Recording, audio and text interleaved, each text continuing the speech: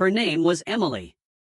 And for 3 years, 7 months, and 16 days, yeah, I was counting, I believed she was mine in a way that went beyond just saying it. Not like property or some creepy possessiveness. No, it was deeper than that. It was the kind of ownership that happens when two people stop keeping score. When you hand over your silence, your mornings, your worst moods, and your stupid jokes without thinking, because you just know they'll be met with something real in return. I'm not some romantic poet. I'm just a guy. 32. Work in logistics for a mid-sized freight company out of Columbus. Drive a Toyota Tacoma that's got more dings than a used car lot, but runs like it's possessed. Live in a 2-bedroom ranch my dad helped me buy after Mom passed. Nothing flashy. Nothing that screams look at me. But I've always figured steady beats loud. Loyalty beats charm. Showing up beats talking big. And Emily? She fit into that life like she was made for it. We met at a friend's barbecue. Mike from work had invited half the office to his place out in Westerville. It was one of those sticky July evenings where the air feels thick enough to chew. I remember standing by the cooler, trying to look busy so I wouldn't have to force small talk with Mike's cousin who kept asking if I was single. Then Emily walked in wearing denim shorts, a faded Ohio State t-shirt, and flip-flops with one broken strap held together by duct tape. She didn't walk in like she owned the room. She didn't need to. She just belonged. Laughed at something Mike said, slapped his arm like they'd known each other forever, then grabbed a beer and headed straight for the swing set in the corner of the yard. I watched her sit there, bare legs swinging, head tipped back like she was soaking in the last light of the day. Something about that moment stuck with me. Like she wasn't performing. Like she was just there, fully. So I went over. Sat on the edge of the sandbox like a dork. Said something dumb like, "You know those swings are for kids, right?" She looked at me, smirked, took a sip of her beer. "Then why are you sitting here?" I laughed. She laughed. And just like that, we were talking. About nothing and everything. Her job at the community college admin office. My route planning nightmares. How much we both hated cilantro. How she missed the lake house her grandparents used to own near Geneva on the lake. How I still had the mix CD my high school girlfriend made me, even though I hadn't listened to it in 15 years. We talked until the fireflies came out. 3 dates later, we were holding hands at a Buckeyes game. 6 weeks after that, she spent the night. And from that point on, it just unfolded. Like gravity pulled us together and we stopped fighting it. By the time a year rolled around, she had a drawer in my dresser, a key to my house, and her favorite mug living next to the coffee maker. We weren't engaged. We never talked marriage much. But we didn't need to. The future wasn't something we planned, it was something we assumed. Like breathing. She called me honey without irony. I called her Em, short and soft, like a secret only I knew. We fought sometimes, once over whose turn it was to take the trash out, another time because she left the butter on the counter again, but we never went to bed angry. That was our rule. Even if we didn't speak, we'd lie in the dark until one of us cracked and whispered, "I'm sorry," or "I love you anyway." And I meant it every time. That's the thing people don't get about betrayal. It's not just the act, the kiss, the lie, the body in bed with someone else. It's the slow erosion of everything you thought was solid. The realization that while you were building something, brick by brick, they were already walking away. But I didn't know any of that yet. Not then. At the time, I was just a guy who loved a woman. A regular guy. With a regular job, a dog named Duke, a rescue mutt with one ear that flopped funny, and a life that felt full in all the quiet ways. And if I seemed too trusting? Maybe I was. But trust wasn't a gamble to me. It was a choice. A daily decision to believe the person beside you is telling the truth, not just with words, but with their actions, their presence, their consistency. Emily had earned that trust. Or so I thought. It started small. Little things. The kind you brush off because you don't want to be that guy, the jealous, insecure boyfriend who questions every text, every late shift, every innocent-seeming plan with friends. First, it was the phone. She always used to leave it face up on the counter, charging. Notifications popping up, her sister, her mom, coworkers. But then, slowly, it started staying face down. Or disappearing into her bag when I walked into the room. Everything okay? I asked once, casual-like, reaching for it to show her a meme. She snatched it fast. Yeah, just spam. You know how it is. I nodded, backed off. Didn't push. But something flickered behind my ribs. A tiny spark of doubt. I told myself I was being paranoid. People get protective of their phones. Hell, I do. Then came the schedule changes. Emily worked standard hours 8 to 4:30 at the college. Sometimes she stayed late for meetings or events, but she always told me. Always texted, running 20 minutes late, love you. Or staying for staff dinner, don't wait up. But lately, the texts stopped. Or came hours later. Once, she said she was working late on a grant proposal. I brought her dinner, chicken pad thai from her favorite spot, and when I got to the admin building, the lights were off. Her car was gone. I called. She answered on the third ring, breathless. Oh my God, babe, I forgot to text. I left early. Had a headache. I'm home now. But when I got back, she wasn't there. Her car was parked down the street at the 7-Eleven. She said she'd stopped for gum. I get migraines, Mark, she said, rubbing her temples. Sometimes I just need air. You know that. And I did know that. She'd had migraines since college. Still, the pieces didn't fit. The lights off. The car gone. The delay in answering. But again, I let it go. Then there was the smell. Not perfume. Not sweat. Something else. Musky.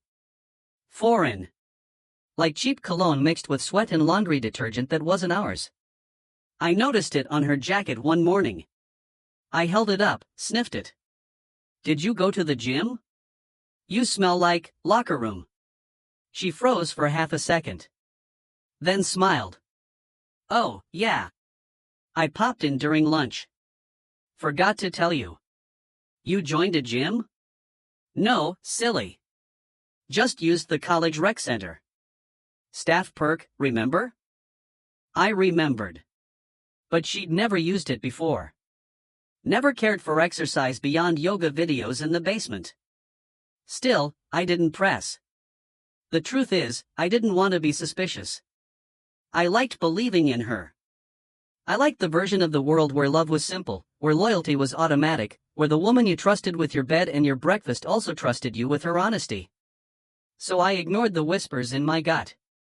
Until the park. It was a Thursday. Early October. The kind of day that smells like fallen leaves and distant bonfires. Crisp. Golden. The kind of weather that makes you want to walk instead of drive. I'd taken Duke for his afternoon stroll, partly because he needed it, partly because I'd been feeling restless. That low-grade anxiety that creeps in when something's off but you can't name it. I'd been working from home that day, and Emily had gone into the office. Said there was a training session. But at 3:17 p.m. I saw her. In Franklin Park. Sitting on a bench near the Rose Garden. Laughing. And across from her, leaning in close, one hand resting on her knee, was a guy I didn't recognize. At first, I thought maybe it was someone from work. A colleague. A friend. But the way he touched her, familiar, almost possessive, didn't sit right. And the way she leaned into him, smiling like I hadn't seen her smile in months. Duke tugged at the leash, sensing my tension. I ducked behind a tree, heart hammering. Who the hell was this guy? He was younger than me. Late 20s, maybe. Wiry build. Dark hair buzzed short on the sides, longer on top. Wore a flannel shirt tied around his waist, a plain gray t-shirt underneath, jeans with paint stains on the knees. Boots caked with dried mud. A laborer. A groundskeeper. One of the city crew that maintained the park. I'd seen guys like him before, trimming hedges, fixing benches, hauling trash. Invisible to most people. Background noise. And now one of them was sitting inches from my girlfriend, touching her leg like he had the right. I watched, frozen. They weren't just talking. They were close. He said something, and she threw her head back and laughed, that laugh, the one I used to pull out of her with bad puns and pancakes on Sundays. The one that used to be mine. Then he reached up, brushed a strand of hair from her face. And she didn't pull away. She leaned into it. Something inside me cracked. Duke whined, tugging forward. I couldn't breathe. I wanted to storm over. Scream. Rip him off the bench. Demand answers. But I didn't move. Because part of me was still hoping. Praying. Maybe it was innocent. Maybe I was reading it wrong. Maybe he was just a friend. A random guy. A cousin. A brother. But then Emily reached into her purse, pulled out her phone, and handed it to him. He typed something. Smiled. Handed it back. And when she put it away, she leaned in and kissed him. Not a peck. Not a friendly cheek thing. On the mouth. Slow. Deep. Comfortable. Like they'd done it 100 times before. My vision tunneled.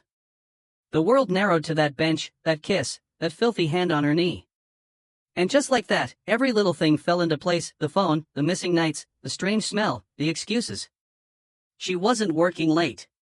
She wasn't having migraines. She was meeting him. This, peon. That's the word that came to mind. Not guy. Not man. Not even stranger. Peon. Because in that moment, that's how I saw him. Not just lower class, not just beneath me in job or status, but beneath her. Beneath us. Someone who fixed sprinklers and shoveled mulch. Someone who probably didn't own a suit. Someone who wouldn't last 5 minutes in a conversation about student loan policies or curriculum development. And yet, she chose him. Over me. Over everything. I don't remember walking closer. I don't remember unclipping Duke's leash or dropping it on the ground. All I remember is stepping out from behind the tree, my voice cutting through the autumn air like shattered glass. Emily. She jerked back like she'd been burned. The guy jumped up, eyes wide. She turned, and when she saw me, really saw me, her face went pale. Not guilty. Not ashamed. Scared. Like she'd been caught doing something dangerous, not just wrong. Mark. This isn't what it looks like. It's exactly what it looks like, I said, flat. Dead. You're cheating on me. With him. The guy stepped forward. Hey, man, calm down. Don't, I snapped.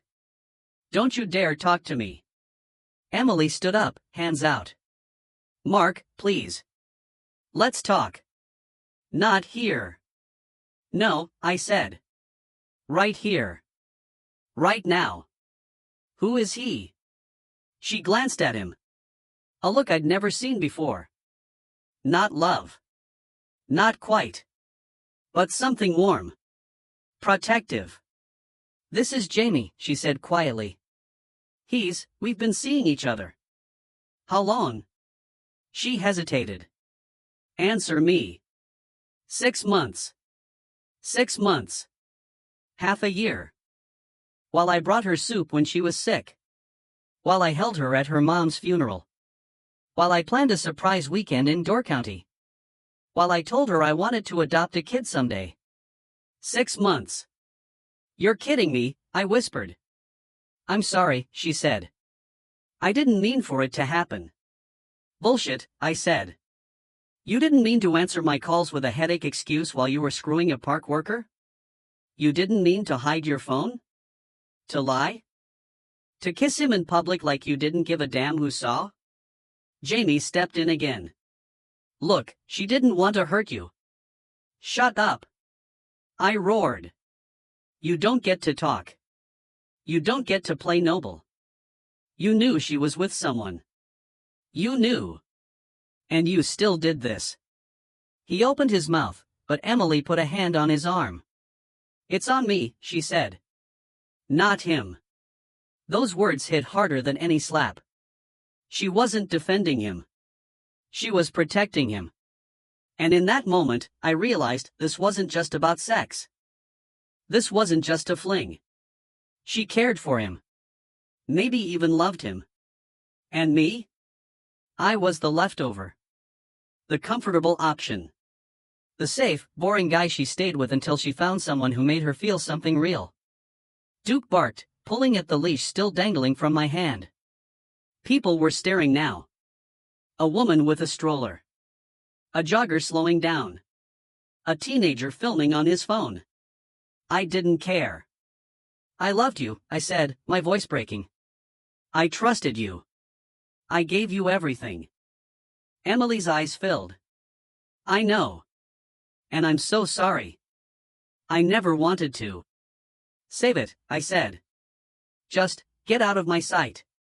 I turned and walked away. Didn't look back. Duke trotted beside me, tail low.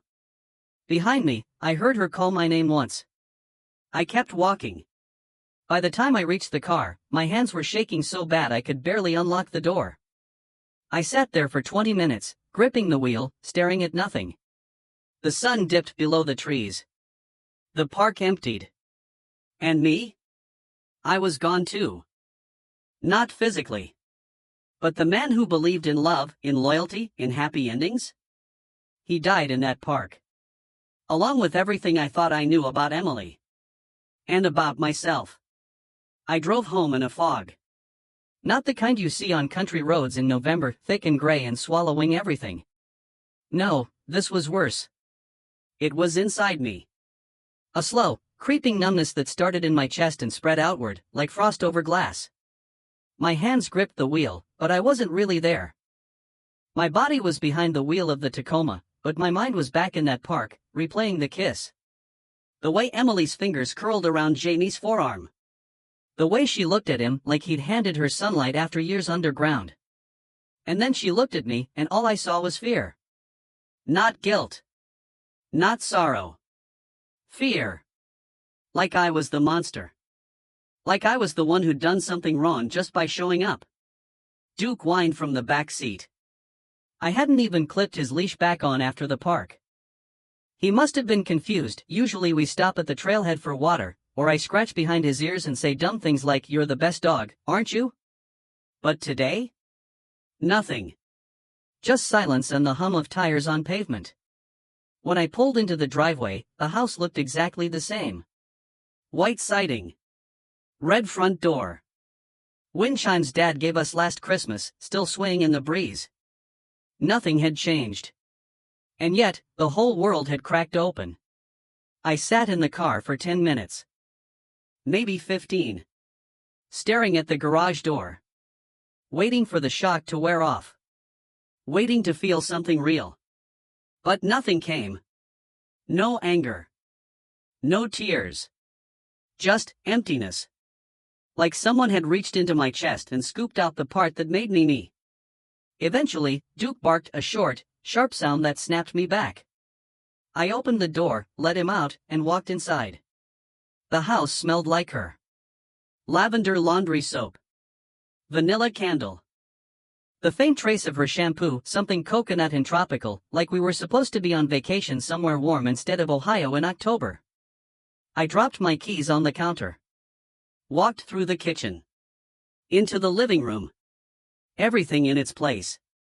Remote on the couch armrest. Her reading glasses on the coffee table. A half-finished mug of tea gone cold. Normal. Too normal. It made me want to scream. Instead, I went to the bedroom. Opened her nightstand drawer. Empty. I checked the closet. Half her clothes were gone. Not all. But enough. Her favorite boots. The green sweater I bought her for our anniversary. The black dress she wore to Mike's wedding. The suitcase we used for door counting missing.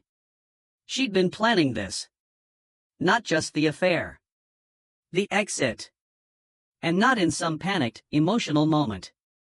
This was methodical. Calculated.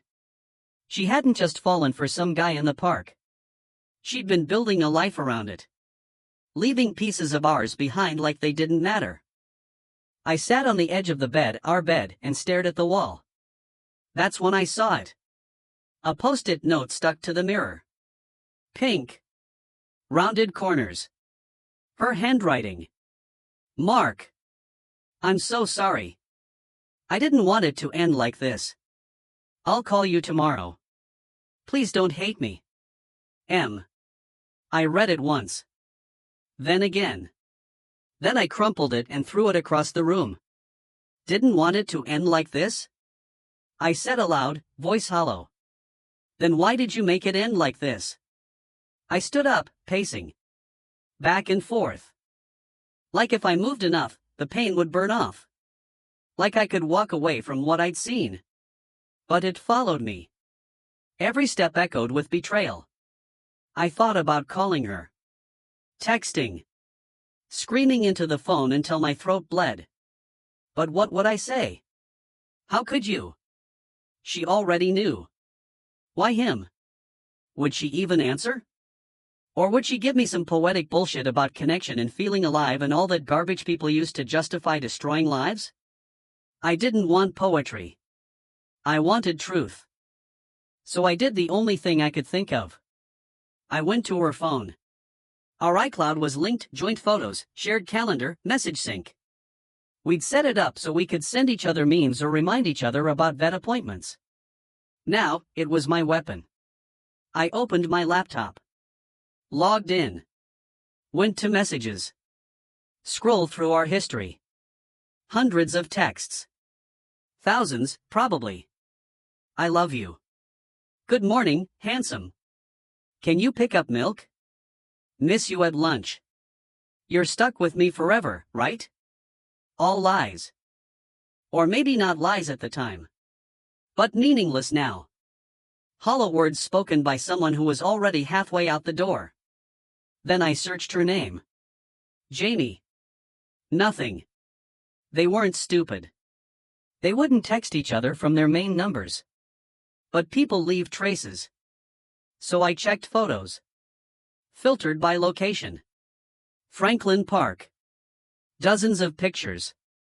Most were old picnics, fall walks, Duke chasing geese. But two stood out. Taken 3 weeks ago. Same bench. Emily, smiling. Hair loose. Wearing that blue scarf I'd never seen before. And in the background? Out of focus, but unmistakable. Jamie. Leaning against a tree. Watching her. He wasn't in the frame on purpose.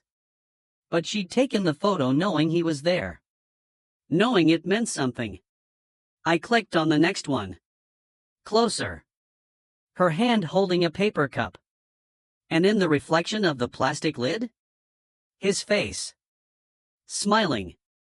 Looking at her like she was the only woman in the world.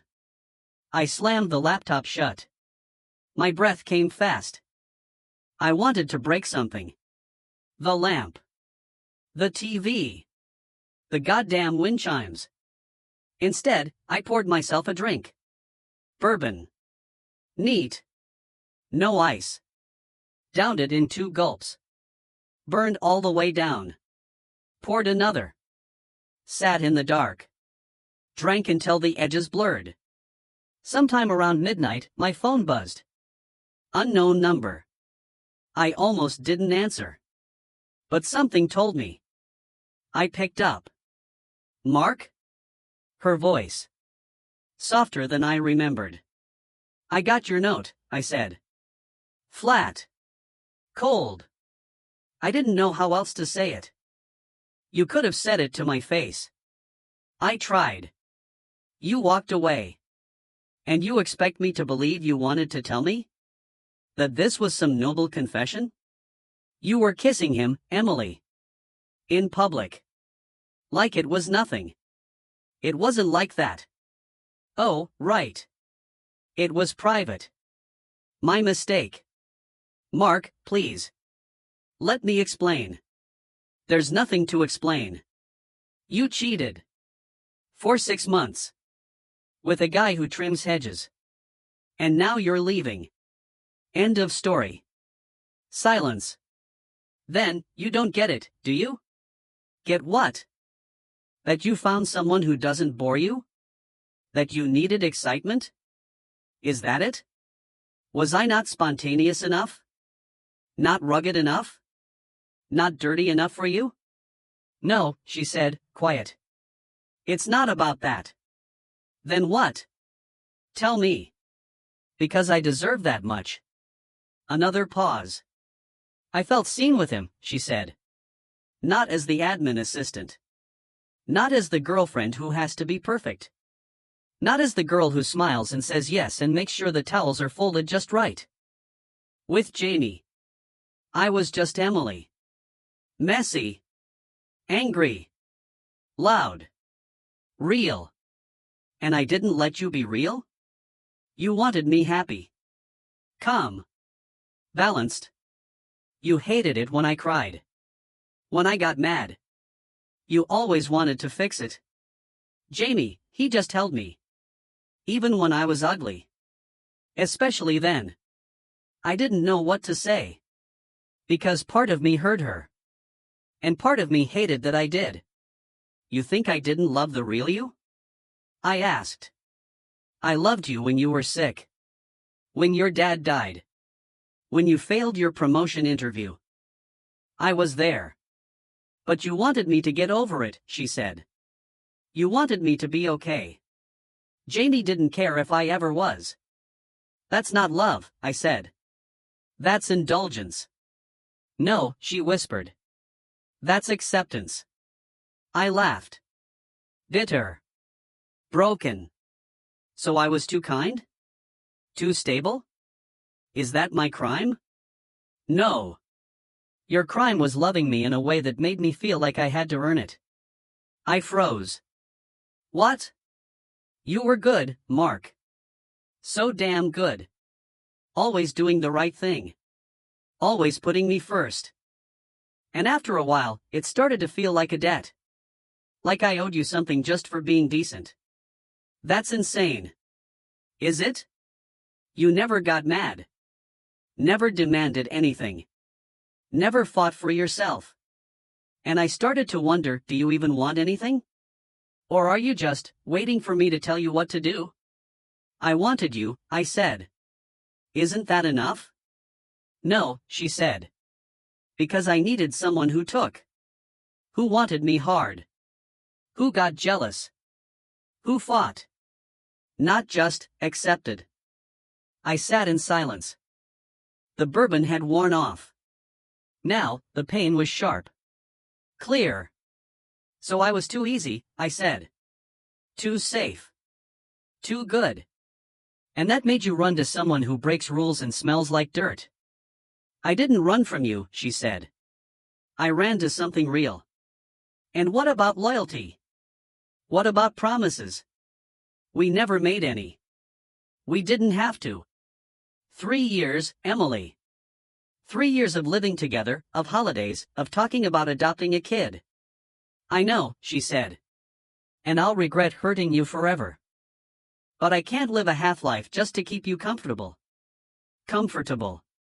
That word cut deeper than any knife. Because suddenly, I saw myself through her eyes. Not a loyal man. Not a good partner. Just comfortable. Safe. Predictable. Boring. The human equivalent of a well-worn sweatshirt. And when a woman stops seeing you as a man and starts seeing you as furniture?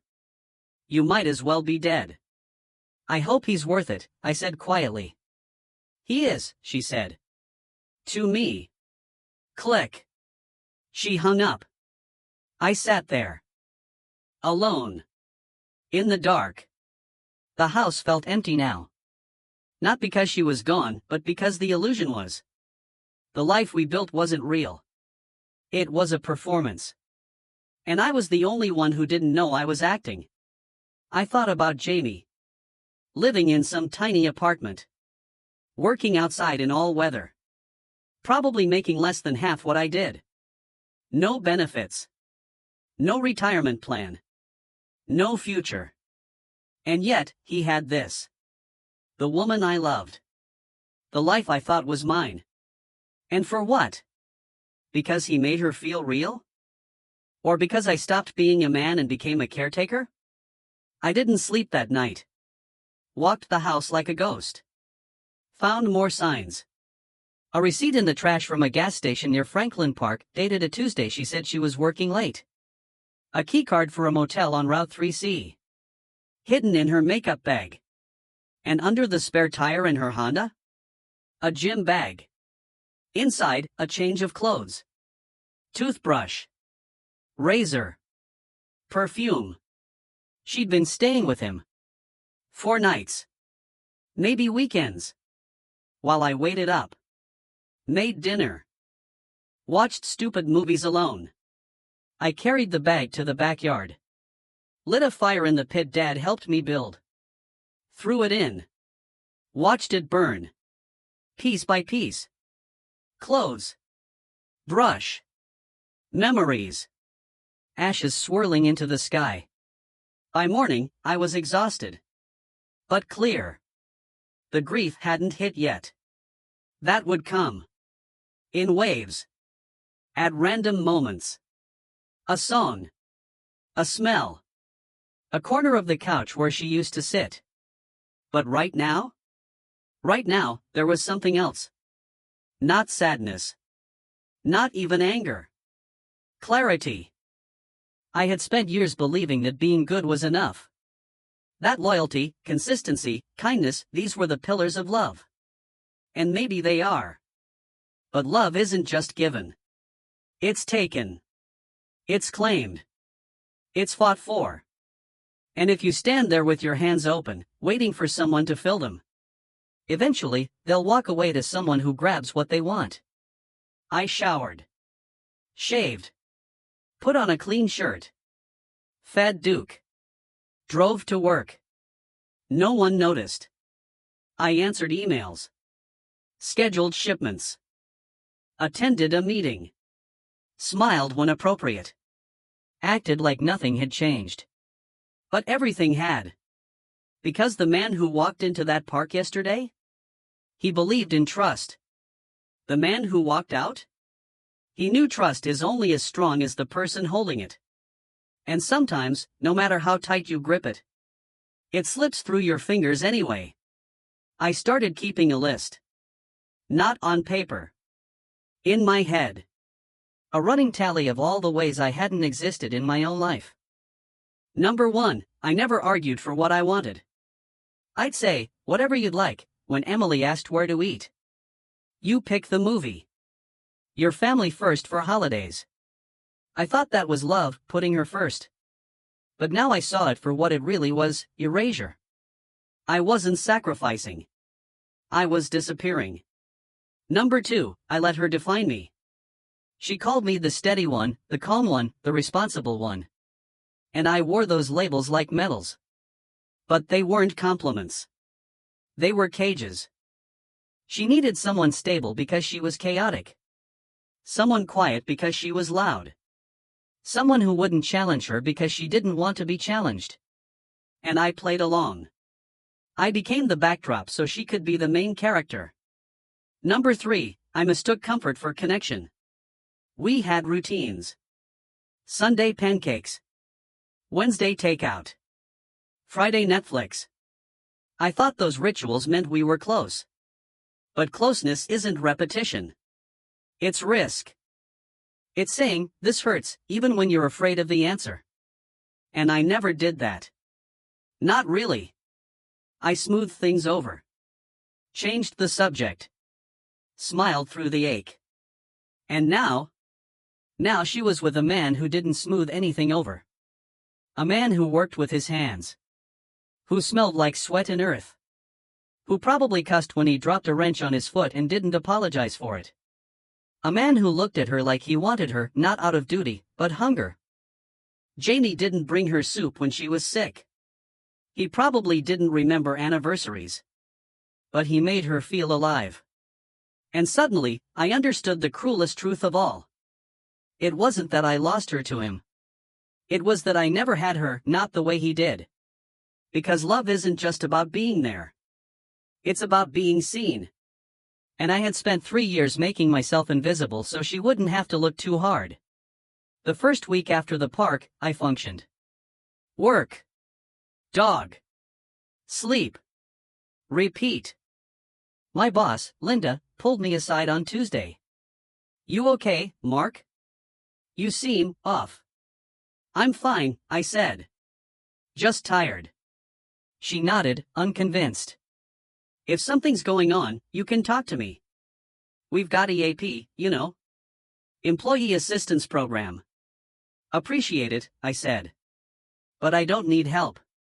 What I didn't say, my girlfriend left me for a groundskeeper. I watched them kiss on a bench while my dog sniffed dandelions. I haven't cried once. Does that make me strong? Or broken beyond repair? Instead, I smiled. Went back to my desk. Filed shipping manifests like they mattered. But at night, the silence swallowed me. Duke would curl up at the foot of the bed, the same spot Emily used to occupy, and I'd lie there, staring at the ceiling, listening to the hum of the refrigerator, the creak of the house settling. Our bed was too big now. I slept on my side, arms wrapped around a pillow, pretending it was her. But the truth was, she hadn't been there in months. Not really. She'd already moved on. And I was just the ghost haunting the space she used to fill. Then came the dreams. Not memories. Not flashbacks. Scenarios. In one, I confronted Jamie at the park. No yelling. Just stood there, calm, and said, "Tell me why she chose you." And he looked at me, really looked, and said, "Because you let her walk all over you." I don't. In another, Emily came back. Apologized. Said it was a mistake. And I took her in, held her, forgave her. But when I kissed her, she tasted like him.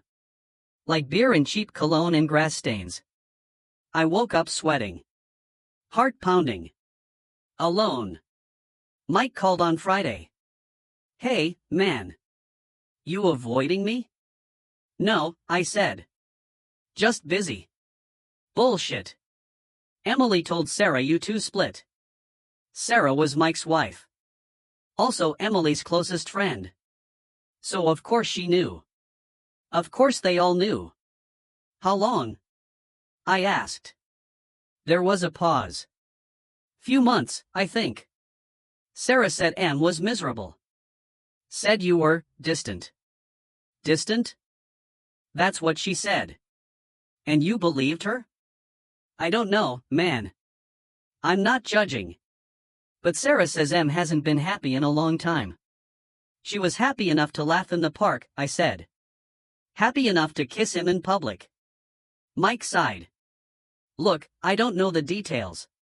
But if you want to talk. I don't, I said. Thanks. I hung up. Sat on the porch. Duke rested his head on my knee. You knew, didn't you? I said. Dogs always know. He whined softly. Maybe he did. Or maybe he just missed her too. I decided to see Jamie. Not to fight. Not to beg. To understand. I drove to Franklin Park the next afternoon. Watched from the car. He was there. Working near the duck pond, trimming shrubs, hauling branches into a wheelbarrow. Wore the same flannel, same mud-caked boots. Hair shorter now. Looked younger up close. I waited until he took a break. Walked over. He saw me coming. Stood up slow. Wiped his hands on his jeans. You're Mark, he said. I nodded. He didn't flinch. Didn't look away. Just studied me like he was trying to solve a puzzle. She told me you'd come, he said. When? A few days ago. Said you might want answers. Did she tell you what to say? No, he said. She doesn't control me. That hit harder than I expected. She said I did. He shrugged. Maybe you let her. I almost laughed. Instead, I said, why her? He didn't pretend not to know. Took me a while to figure it out, he said. First time we talked, it was raining. She forgot her umbrella. I gave her mine. Walked her to her car. She thanked me. Asked my name. Next week, she brought me coffee. Said thanks again. Then we started talking. About books. Music. Her job. My kid. You have a kid? Son. 6. Lives with his mom in Toledo. I see him every other weekend. I hadn't known that. Emily hadn't mentioned it. She liked that I didn't care about her job title, he said. Liked that I didn't try to impress her. Liked that I told her when she was being selfish. When she was full of shit. And I didn't? You loved her, he said. But you treated her like glass. Like if you breathed wrong, she'd shatter. I don't do that. I treat her like a woman. Not a princess. Not a project. A woman. With flaws. With fire. And the sex? I asked. Flat. Cold. He didn't smirk. Didn't gloat. Yeah, he said. It's good. But it's not just that. It's that she laughs with me. Real laughs. Not polite ones. Loud. Ugly. Free. I looked at him. Really looked. And for the first time, I didn't see a peon. I saw a man. A real one. With calloused hands and a tired smile and a life that wasn't easy but was his. And I realized something worse than betrayal. I envied him. Not because he had Emily. But because he was someone. He didn't hide. Didn't shrink. Didn't apologize for wanting. And in that moment, I hated myself more than I hated him. Because the truth wasn't that she left me for him. It was that she left me for a version of life I was too afraid to live. I hope you make her happy, I said. He nodded. I'll try. I turned to leave. Mark, he said. I stopped. She didn't ruin your life, he said. You did. By letting her. I didn't answer. Just walked to the car. Drove home. Didn't shower. Didn't eat. Sat in the dark. And finally, I cried. Not quietly. Not gracefully. I sobbed. Like a child. Like a man who'd lost everything. Duke jumped onto the couch, licked my face, whimpered. I held him and wept. For Emily. For the life I thought we had. For the man I pretended to be. And for the one I'd buried so deep, I didn't even know he was still alive. The next morning, I called in sick. Went to the gym. Not the fancy one with smoothies and spin classes. The old school place downtown. Concrete floors. Rusted weights. Mirrors cracked in the corners. I signed up. Got a locker. Changed into workout clothes I hadn't worn since college. The guy next to me, a bald bear of a man with tattoos down both arms, nodded. First day? Feels like it. Good. Pain means you're alive. I smiled weakly. Hit the treadmill. Ran until my lungs burned. Then weights. Chest. Back. Shoulders. Lifted until my arms shook. When I got home, I barely recognized myself. Sweaty. Sore. Alive. Not fixed. Not healed. But present. For the first time in years, I wasn't just going through the motions. I was in my body. In my life. And it hurt. But it was real. I started making changes. Small ones. I cleaned out Emily's closet, not in rage, but methodically. Donated her clothes. Kept only what had no memory attached. Threw out the lavender candles. Bought black ones. Incense instead of vanilla. Replaced the wind chimes with a hawk scarecrow Dad sent from Florida. Stopped answering when people said, "You okay?" with fine. Started saying, "No. Not yet." Mike invited me to poker night. I went. Sarah wasn't there. No one mentioned Emily. But when Mike dealt the cards, he said, "You look different." "Feel different," I said. "Good different?" Too soon to tell. I lost $40. Laughed anyway. 3 weeks after the park, I found a note in Duke's collar. Not a message. A receipt. From a gas station near Toledo. Date, last Saturday. Purchase, 2 coffees. Snacks. Gas. And written in pen on the back, in Emily's handwriting. He has his son this weekend. Took Jamie with us. He's good with kids. Liam likes him. I stared at it. No anger. No shock. Just sadness. She wasn't just building a new life. She was building a family. And I was the before. The placeholder. The safe port she sailed from. I folded the receipt. Put it in a drawer. Didn't burn it. Didn't keep it. Just stored it. Like an artifact from a civilization that no longer existed. One night, I drove to the edge of town. Sat on the hood of my truck.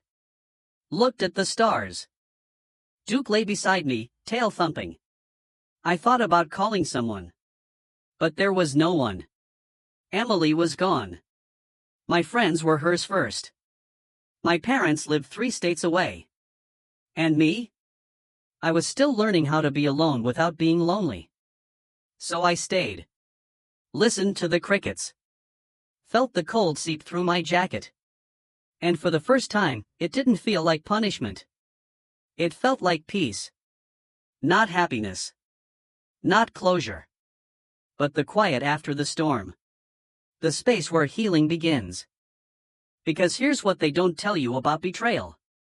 It doesn't just break your heart. It breaks your identity. You spend years believing you're the loyal one, the good guy, the dependable rock. And then one day, you realize that rock was just a tombstone. And the man beneath it? He's been dead for years. But maybe, just maybe, he can be reborn. Not as someone else. Not as a version of Jamie. But as me. Not the man who trusted too much. But the man who finally sees. And chooses himself. They say time heals all wounds. But that's a lie. Time doesn't heal. Time passes. And in the space between one breath and the next, you decide whether to carry the wound or learn from it. 6 months after I saw Emily kiss Jamie on that park bench, I stopped asking why she left. Instead, I started asking, who am I when no one's watching? The answer didn't come fast. It came in pieces. In the quiet hours before dawn, when I'd wake up drenched in sweat from another dream, her laughing, her leaving, her choosing someone else, and instead of lying there paralyzed, I'd get up. Put on my shoes. Run until my legs burned and my lungs screamed. Not to punish myself. To prove I was still alive. In the way I finally called the therapist Sarah had once mentioned at a dinner party, "You seem like you'd benefit from talking to someone, Mark." I'd smiled politely then. Now, I googled Men's Trauma Therapy Columbus and made an appointment. Dr. Reyes was a woman in her 50s with sharp eyes and a voice like calm water. She didn't hand out sympathy. She handed out questions. "What did you lose when Emily left?" she asked in our second session. "My love," I said. She tilted her head. "Or your identity?" I didn't answer. But the question stayed with me. Because she was right. I hadn't just lost a woman. I'd lost the version of myself that existed only in relation to her. The boyfriend. The provider. The stable one. And without her, that version had nothing to stand on. So who was I? Not the guy who brought soup. Not the man who never raised his voice. Not the human doormat who mistook self-erasure for virtue. No. I was someone else. Someone I'd buried so deep, I'd forgotten he existed. Therapy wasn't magic. Some days, I sat in silence. Others, I raged. I gave her everything. I shouted once, fists clenched. I worked overtime so she could take Fridays off for yoga. I fixed her car when it broke down. I held her when her dad died. How does that just not matter? Dr. Reyes leaned forward. Did she ever ask you to do those things? What? Did Emily say, Mark, please work overtime? Or fix my car? Or hold me while I grieve? No.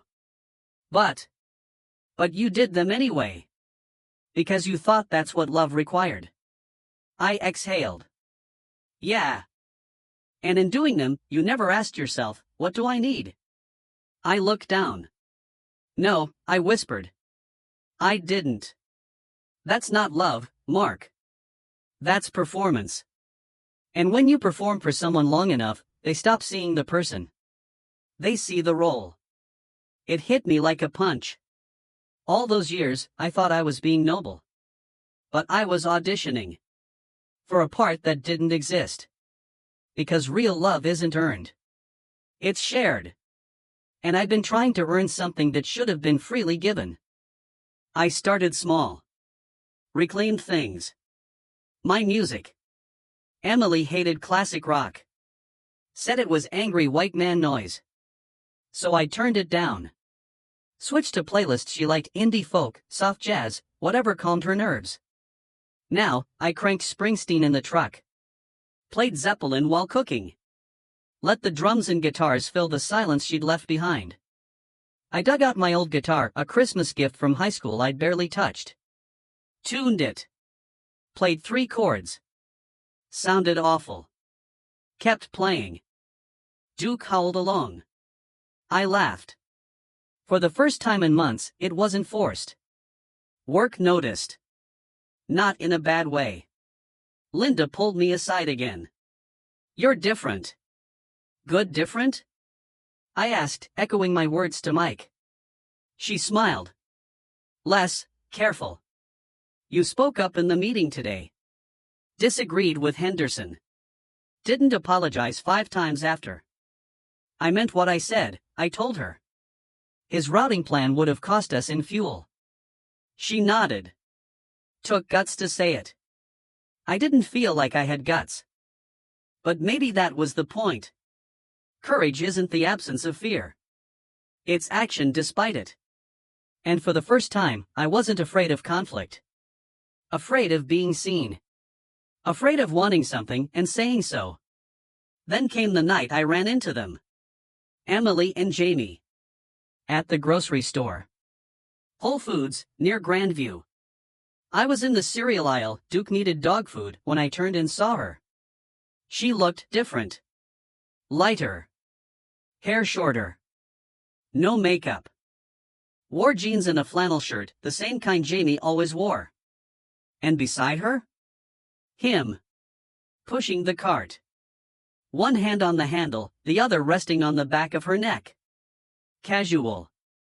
Familiar. Together. My chest tightened. But I didn't freeze. Didn't look away. Just stood there. She saw me. Her eyes widened slightly. Jamie followed her gaze. Recognized me instantly. He didn't smirk. Didn't flex. Just nodded. A simple, respectful gesture. Like 2 men who'd crossed paths in war and survived. Emily stepped forward. Mark. Hey. How are you? Better, I said. You? She glanced at Jamie. Then back at me. Good. Really good. Silence. Not awkward. Just full. Of everything we couldn't say. Finally, I nodded. Glad you're happy. She swallowed. I am. But I'm sorry it hurt you. I almost laughed. But I didn't. Because she meant it. And oddly, I believed her. You didn't ruin my life, I said quietly. You just showed me it was broken. She blinked fast, fighting tears. Janie put a hand on her shoulder. I turned to him. Take care of her. I will, he said. And for the first time, I believed that too. I walked away. Didn't look back. Got Duke's food.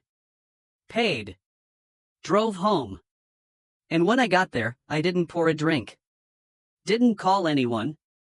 Just sat on the porch. Looked at the stars. And felt peace. Not because I was over her. But because I wasn't under her anymore. Months passed.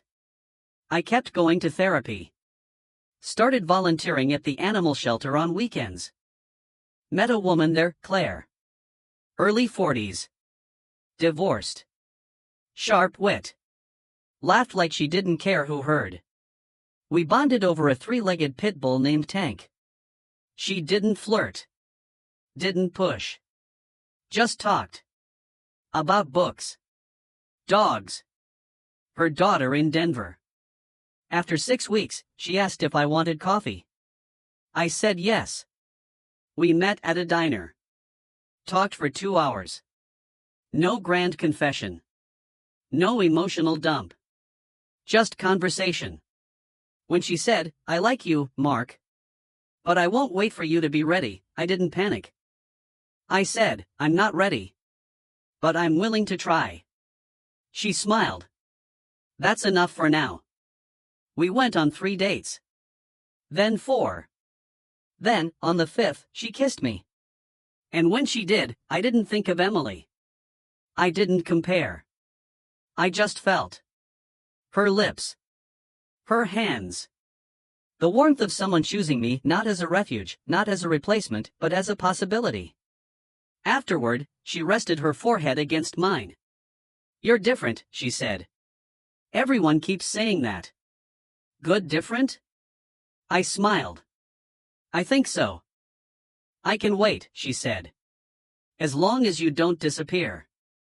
I won't, I told her. I spent years vanishing. I'm done with that.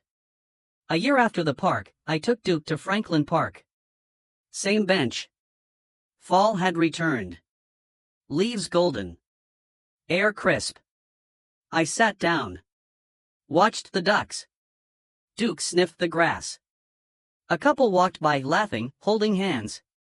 I didn't flinch. Didn't feel the old ache. Just memory. Not pain. Not regret. Just truth. I pulled out my phone. Scrolled to Emily's number. We hadn't spoken since the grocery store. No drama. No closure. Just silence. I typed. Saw a family of geese today. Made me think of you. Hope you're well. Mark. I didn't expect a reply. An hour later, it came. Thank you. We're good. Jamie and Liam made pancakes this morning. He burned them. We ate them anyway. Take care, Mark. I smiled. Deleted the conversation. Not out of anger. Out of peace. Some chapters don't end with revenge. Or reconciliation. Or even understanding. Sometimes, they end with release. With the quiet decision to stop carrying the weight of someone else's choices. That night, Claire came over. We grilled steaks. Listened to Tom Petty. She fell asleep on the couch. I covered her with a blanket. Sat outside. Looked at the sky. Duke rested his head on my knee. I thought about the man I used to be. The one who trusted blindly. Who loved too softly. Who believed that being good was enough. And I thought about the man I was becoming. One who still loved deeply. But also set boundaries. Who cared, but not at the cost of himself. Who could trust. But only after he learned to trust himself. I wasn't fixed. I'd probably never be. But I was whole. Not because I got over her. But because I stopped defining myself by her leaving. Love shouldn't require self-sacrifice. It should inspire self-discovery. And sometimes, the cruelest betrayal isn't infidelity. It's realizing you disappeared long before the other person did. But the miracle? You can come back. You can rebuild. You can stand in the ruins of your old life and say, I choose me. And from that choice, from that single, quiet act of self-reclamation, a new life begins. Not perfect. Not easy. But real. And for the first time, I was finally living it.